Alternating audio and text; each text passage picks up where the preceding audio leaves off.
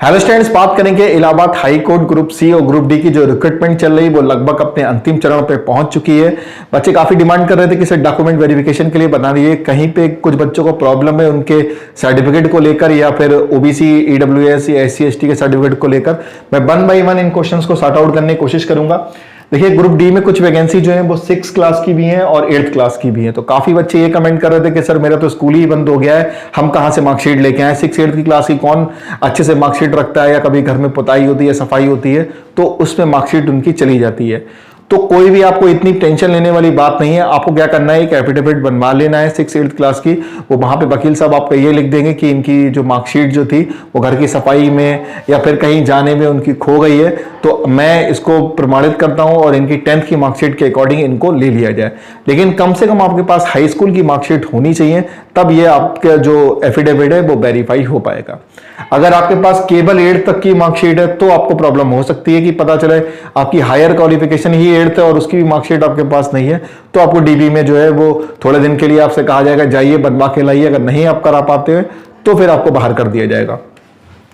Next बात करें कि बच्चे काफी डिमांड कर रहे थे कि सर मैंने 10th की तो मार्कशीट के बारे में भर दिया था फॉर्म भरते समय, लेकिन इंटर या फिर ग्रेजुएशन के बारे में नहीं बताया। तो अब हमें डीबी में जो है वो अपनी इंटर की मार्कशीट ले जानी चाहिए या नहीं ले जानी चाहिए। तो आप बिल्कुल ले जा सकते हो। आप इंटर की मार्कशीट दिखा दीजिएगा, वहां आपकी मार्कशीट को ऐड कर लिया जाएगा, जिससे इन फ्यूचर को भी डिपार्टमेंटल एग्जाम आपका होगा तो आपको वहां पर बहुत ज्यादा बेनिफिट देखने को मिलेगा। क्योंकि काफी वैकेंसी आती है जो आपकी डिपार्टमेंटल होती है, इंटर मांगा जाता है, उसमें ग्रेजुएशन मांगा जाता है और आपने केवल हाई स्कूल दिखा रखा है तो वहां प्रॉब्लम हो सकती है। अब कुछ बच्चों का क्वेश्चन ये भी था कि सर मेरा तो ग्रेजुएशन चल रहा है तो हम बाद में ऐड करा सकते हैं, तो बिल्कुल आप करा सकते हो।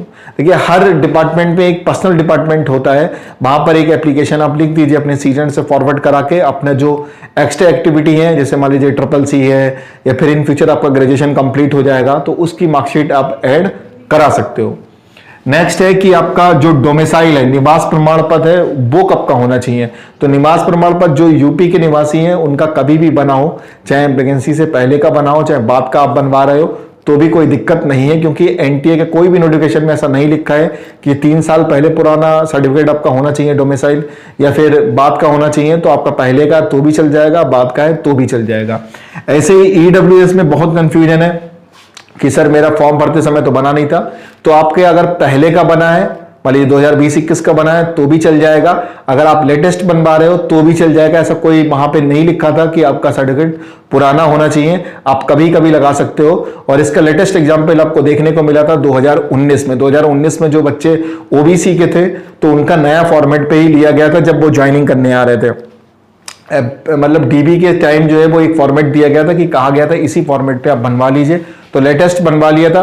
जिनके पास पुराना था वो पुराना ले गए थे, कोई भी दिक्कत नहीं हुई थी। आज भी वो नौकरी कर रहे हैं, क्योंकि आप ऐसा नहीं होता है कि आप अभी इस साल ओबीसी में हो अगले साल फिर जनरल में चले जाओगे, ऐसा नहीं होता है। बहुत कई वर्षों बाद 4 साल 5 साल 6 साल के बाद जो है इन जातियों को मतलब चेंज किया जाता है। और बहुत कम जातियां ऐसी होती हैं जो ओबीसी से एससी में जाती हैं या फिर एससी से ओबीसी में आती हैं। लगभग काफी जातियां एक से ही रहती हैं, तो इतना इशू नहीं होने वाला है आपको।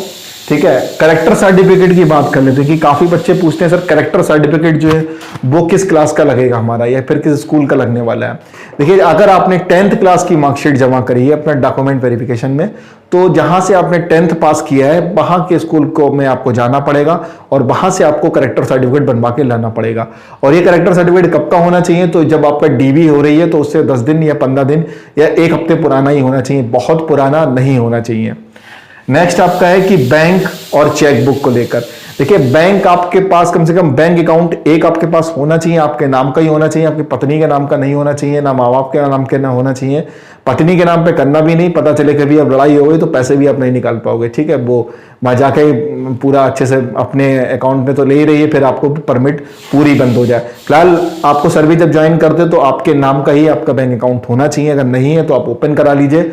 और एक चेकबुक भी इशू करा लीजिएगा। एक ब्लैंक चेक जो है वो ज्वाइनिंग के समय लगाया जाता है, जिससे आईएफएससी कोड है आपका, बाकी बैंक डिटेल जो है वो ले ली जाती है उससे, तो चेकबुक भी जरूर इशू करा लीजिएगा।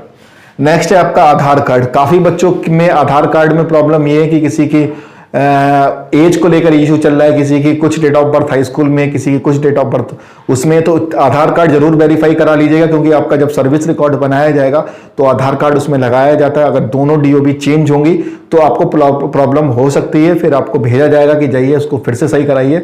तो इन सब समस्याओं से बचने के लिए आप पहले से ये सारे डॉक्यूमेंट्स बिल्कुल रेडी रखिए, जिससे आपको प्रॉब्लम ना हो। पता चले फिर अब 20 बच्चों को बुलाया गया डीबी के लिए, 18 लोग की तो हो गई ज्वाइनिंग, 2 लोग बचे हैं, तो फिर इतना अच्छे से ध्यान नहीं दिया जाता है।